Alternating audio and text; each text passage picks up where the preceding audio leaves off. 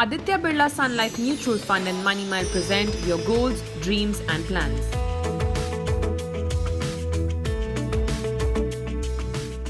The big confusion that people tend to grapple with is that how much money do I need for retirement? So even if they understand the importance of planning for their retirement, I think the critical issue that they grapple with is how do I go about fixing that amount that I need? Because you talked about inflation, you talked about different aspects of the financial journey that come into play. So how do I go about figuring how much money do I need for my retirement? Simple answer, go to a financial planner, he'll work it out for you.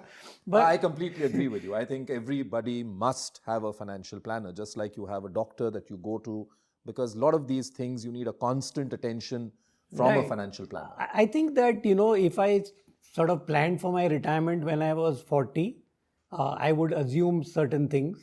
When I relook at that number when I'm 50, some of the things change. At 55, it changes more. And as you get closer and closer to retirement, some of the factors that you wanted to consider, the cost that you were imagining you would require during retirement, those all have changed over time.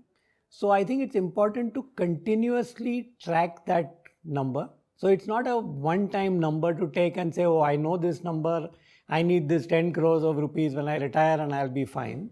It's something that needs to be evaluated continuously. But if I can speak about some of the factors that go into calculating this number. Number one, what is your current expense level? And how much of it do you think will continue when you retire? So it's, like I said, it's difficult to imagine it at 40 saying, this is what I will do 15, 20 years later. These things I will not require or these things I will require, right? So looking at the expenditure today and saying which parts of these expenditure will go up, which parts of these will go away. So I'm paying my children's school fees, they won't be there, so that goes away. But maybe, the cost of transportation and for me to move around, I may need more or less and so on and so forth. Some parts are being paid for by my company, etc. So one is the expense level.